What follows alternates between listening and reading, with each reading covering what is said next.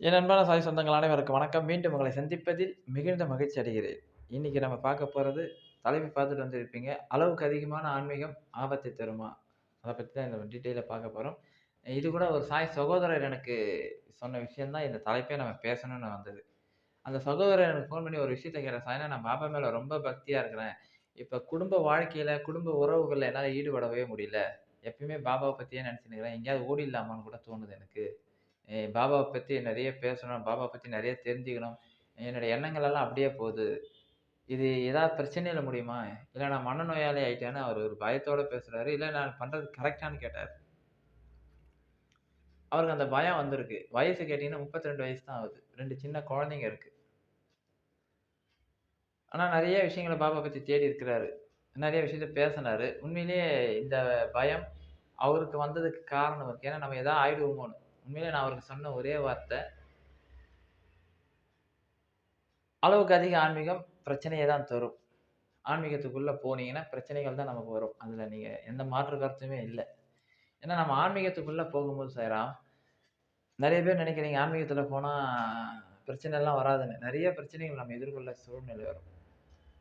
காரணம் என்னன்னா, ஆன்மீகம் இறங்கும்போது நம்ம ஆத்மா சுத்தப்படும். நம்ம ஆத்மா சுத்தமாகும்போது, ஆத்மாவுக்கும் உடம்புக்கும் பெரிய சண்டையே நடக்கும். இந்த உடம்புக்கும் ஆத்மாவுக்கும் சண்டை நடக்கும். எதற்கு ஆத்மா நிக்கும், நம்ம உடம்பு எதிர்க்கு நின்னு பேசும். ஆத்மா நம்ம உடம்புல இருக்கிற அந்த அ சந்தோஷம், பிற சந்தோஷம், காமம், கோபம், உணர்ச்சி இது எதையுமே ஆத்மாவுக்கு இருக்காது. ஆத்மா எப்பவுமே அமைதியா இருக்கணும். அமைதியா இருக்கணும், மகிழ்ச்சியா இருக்கணும். அது ஒரு சாந்த நிலையில இருக்குமா நம்மளுடைய ஆத்மா. நம்ம ஆத்மா அதுதான் எப்பவுமே. இறைவன் பாதத்துக்கு போனாவே எத பத்தியும் கவலைப்படாது. கோவப்படாது, ஒரு விஷயத்த பார்த்து சந்தோஷப்படாது. ஒரு அமைதியான நிலைக்கு நம்ம ஆத்மா போகும். ஆனா நம்ம உடம்பு அப்படி இல்ல. கண்ணு பார்த்ததுன்னா அது ஒரு உணர்ச்சி வரும். காது கேட்டாலே அது ஒரு உணர்ச்சி. சாப்பிடும்போது சுவை உணர்ச்சி. இப்படி எல்லா உணர்ச்சிகளால் ஆனது தான் நம்ம உடம்பு. இப்ப ஆத்மாவுக்கும், உடம்புக்கும் சண்டை நெறைய நடக்கும். ஆத்மா என்ன பண்ணும்னா, உடம்ப கவனிக்காது. எப்படி போனாலும் பரவால்ல. நீங்க நல்லா பாருங்க பெரிய, பெரிய ஞானிகள் தாடி வச்சுட்டு இருப்பாங்க. குளிக்க மாட்டாங்க. ட்ரெஸ் பண்ண நான் விரும்ப மாட்டாங்க. ஏன்னா, அவங்க உடம்ப கவனிக்க மாட்டாங்க. ஆனா, அவங்க ஆத்மாவ சுத்தப்படுத்திக்கிட்டே இருப்பாங்க. அவங்க ஆத்மாவ சுத்தப்படுத்தும்போது உடம்ப கவனிக்க மாட்டாங்க. அப்ப உடம்புல எந்த பிரச்சனைனாலும் அது கவலையே பட மாட்டாங்க அவங்க. என் ஆத்மா இறைவனை தேடிக் கொண்டிருக்கிறதுன்னுவாங்கல்ல. அது உண்ம அது. அப்ப உடம்புக்கும், ஆத்மாவுக்கும் சண்டை வரும். அளவுக்கு அதிகமாக ஆன்மீகத்துல இறங்கி நம்ம ஏதாவது சேவை செய்யும்போது, இல்ல கடவுள்கிட்ட ரொம்ப நெருக்கமா போணும்னு தியானம் பண்றது, ஏதாவது ஒண்ணு பண்ணும்போது சண்டை நடக்கும். சார் அப்ப நம்ம ஆன்மீகத்துக்கு உள்ளயே இறங்கக்கூடாதா? என் ஆத்மாவ சுத்தப்படுத்தக் கூடாதா? அப்படின்னு ஒரு கேள்வி இருக்குல்ல. கண்டிப்பா பண்ணணும் சாய்ராம். ஆனா, அது எந்த நேரத்துல பண்ணணும்னா, ஒரே விஷயம். திருமணம் ஆகாம இருந்தா, சின்ன வயசுல நீங்க உங்கள நம்பி யாரும் இல்லாம இருந்தா, முழுமையா இறங்கி பண்ணலாம். நான் திருமணம்லாம் பண்ண போறதில்ல. என் பிறப்பை இறைவனுக்கு சேவை செய்வது என்றது கடவுளால் படைக்கப்பட்டால், அது கண்டிப்பா அது நடக்கும். அந்த எண்ணம் வந்து திருமணம் செஞ்சுக்க மாட்டாங்க. கடவுள நோக்கி போவாங்க. தாய் தந்தைய விட்டுருவாங்க. தாய் தந்தைய அவங்க கவனிக்க மாட்டாங்க. ஏன்னா, இறைவன் தான் நமக்கு. அப்படி போனவங்க நெறைய பேர் நீங்க பார்த்தீங்கன்னா தெரியும். ஆனா திருமணம் ஆயிருச்சுன்னா, மனைவி, குழந்தைகள் வந்துட்டாங்கன்னா, அதுக்கு முழு பொறுப்பு நீங்க மட்டும் தான். முழு பொறுப்பு நாம தான். அப்ப நாம அவர்களை இந்த நற்கதியாக விட்டுட்டு போகக்கூடாது. நாம அந்த குடும்ப வாழ்க்கையில வந்துட்டோம். நம்ம விட்டுட்டு வெளிய போகக்கூடாது. பாபா என்கிட்ட சொன்ன ஒரே உத்தரவு தான். குடும்பத்த கவனி. குடும்பத்த கவனிச்சு, எனக்கு சேவை செய்றதுலாம் ரொம்ப முக்கியம் இல்ல. உன் குடும்பத்த கவனி. ஏன்னா நாளைக்கு நீ குடும்பத்த விட்டுட்டு போயிட்டீன்னா, என்ன திட்டுவாங்க. பாபா சொல்றாரு, "என்ன திட்டுவாங்கடா. பாபாவ கும்பிட்டா இவன் குடும்பத்த கவனிக்காம விட்டு போயிட்டான் நடு ரோட்ல." உன்ன உதாரணம் காமிப்பாங்கடான்னாரு. அதுக்கு தான் இன்னைக்கு வரைக்கும் நம்ம குடும்பத்தோட இருக்கிறோம். இன்னும் நம்ம குடும்பத்தோட அப்ப எப்ப நம்ம வெளிய போவோம்னா, தன் பிள்ளைகளுக்கு ஒரு திருமண வாழ்க்கை செஞ்சு முடிச்சுட்டோன்னா, அதோட நீங்க ஆன்மீகத்துக்கு ஃபுல்லா இறங்கிடலாம். ஆனா நாம என்ன பண்ணுவோம்னா, தான் பிள்ளைகளுக்கு திருமணம் பண்ணிட்டனாலும், அவங்களுக்கு பொறக்கிற பேரனுக்கு, பேத்திக்கு அந்த பேத்திக்கு குழந்தை பொறக்குது. அதுக்கெல்லாம் கூட கவலைப்படுறவங்க நெறைய பேர் இருக்கிறாங்க. எனக்கு ஃபோன் பண்ணுவாங்க. ஏன்னா என் பேரனுக்கு இந்த மாரி 11வது படிக்கிறான். நெறைய மார்க் எடுக்கணும். அவன் நெறைய மார்க் எடுத்து பாஸ் ஆயி நீ என்ன பண்ண போறீங்க? அத கவலைப்பட வேண்டியது அவங்க அப்பா, அம்மா. நீங்க பசங்களுக்கு செஞ்சு முடிச்சீங்க. அவங்க வாழ்க்கைய முடிச்சுட்டீங்களா, அதுக்கப்புறம் நீங்க அவங்கள பத்திலாம் கவலைப்பட வேண்டாம். இதுதான் நம்ம பண்ற தப்பு. கடைசி நான் 90 வயசு, 80 வயசுல கூட நான் இன்னும் பேரன், பேத்திக்காகவே உட்கார்ந்திருப்போம். நம்ம ஆத்மாவ சுத்தவே படுத்த மாட்டோம் கடைசி வரைக்கும். இந்த பிறப்பு எதுக்கு எடுத்தோன்னே தெரியாம இருப்போம். அதான் 50 வயசுக்கு மேல ஆன்மீகத்துல இறங்குங்க. அப்ப நம்மளுடைய உடம்பும் சரி, மனசும் சரி, இந்த ஆன்மீகத்துல வருவதற்கான ஒரு நல்ல வாய்ப்ப கடவுள் குடுப்பார்.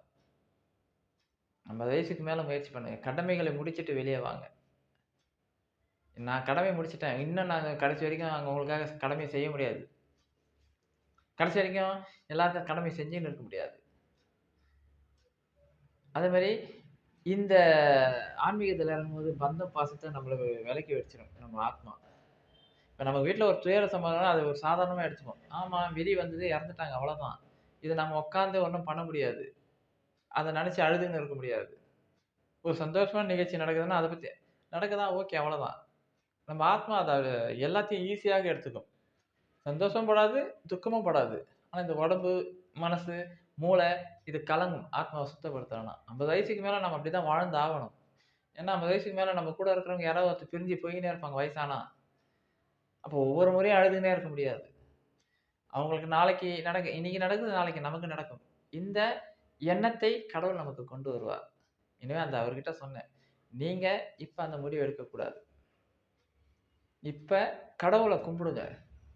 10 நிமிஷம் கும்பிடுங்க. அந்த 10 நிமிஷம் கடவுளுக்காக நேரத்த ஒதுக்குங்க. இப்ப நம்ம 8 மணி நேரம் வேலை செய்றோம். அந்த வேலையில இருக்கும்போது மத்த கவனம் எல்லாம் வேலைய செஞ்சுட்டு வெளிய வரணும். அதே மாரி கடவுள கும்பிடும்போது கடவுளுக்காக ஒரு 10 நிமிஷம் இல்ல 1/2 மணி நேரம் ஃபுல் கான்சன்ட்ரேஷன் அவர்கிட்ட குடுத்துட்டு, பாபா சந்தோஷம் உங்களுக்காக நேரத்த ஒதுக்கிட்டேன். என் வாழ்க்கைய நல்லபடியா சந்தோஷமா வச்சுக்கங்கன்னு சொல்லி எழுந்துட்டு, புற வாழ்க்கையில ஈடுபடுங்க. ஆனா மத்தவங்களுக்கு துன்பம் குடுக்கக்கூடாது. அதுதான் உண்ம.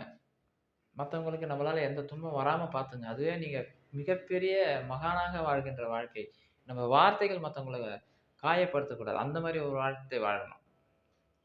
ஒரு 1/2 மணி நேரம் கும்பிட்டுட்டு, அதுக்கப்புறம் மத்தவங்கள கெடுக்கிற வேலை பண்ணா, அதுக்கான வாழ்க்கையே இல்லல்ல. எனவே அவர்ட்ட சொன்னேன், குடும்பத்த கவனிங்க முதல்ல. அளவுக்கு அதிகமான ஆன்மீகம் இப்ப வேண்டாம்.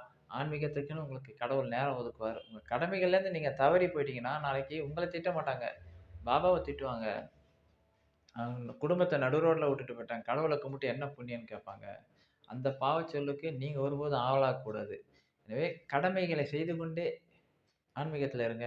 உங்களுக்கு சர்டன் ஸ்டேஜ்ல கடவுளே நம்மள கூப்பிட்டுப்பார். இதுக்கப்புறம் போதும் வான்னு. நாமளே போக வேண்டாம். அவரே நம்மள கூப்பிட்டுப்பார். இதுதான் நான் அவருக்கு சொன்ன விஷயம். நீங்களும் இத புரிஞ்சுங்க. ஏன்னா இந்த மாரி ஃபோன் கால் நெறைய எனக்கு வருது. நான் ஆன்மீகத்துல இறங்கிடலான்னு இருக்கிறேன் சாய்ராம்.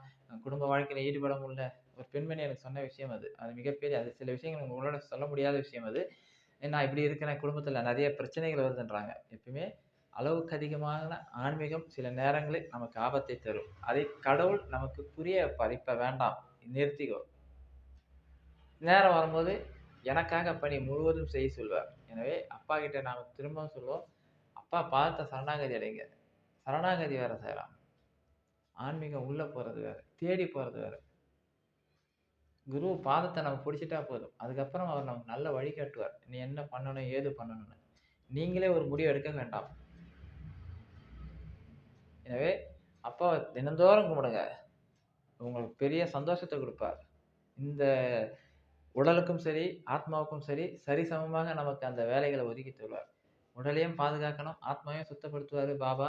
எனவே ரொம்ப ஆழம் உள்ள போக வேண்டாம். அப்பாவ குருவா நெனச்சு கும்பிடுங்க. கடவுள் உங்க வாழ்க்கையில மாற்றி கொண்டு வருவார். இதுதான் அப்பா எனக்கு இட்ட சில கட்டளைகள். என் அனுபவத்த நான் உங்களுக்கு சொல்லின்னு இருக்கிறேன். இதிலிருந்து ஒருபோதும் மாறி போக வேண்டாம். அப்பாவோட ஆசீர்வாதம் உங்களுக்கு பரிபூர்ணமா கிடைக்கும். எனவே அப்பா உங்களையும், உங்க குடும்பத்தையும் பாதுகாப்பார் சாய்ராம். ஓம் சாய்ராம்.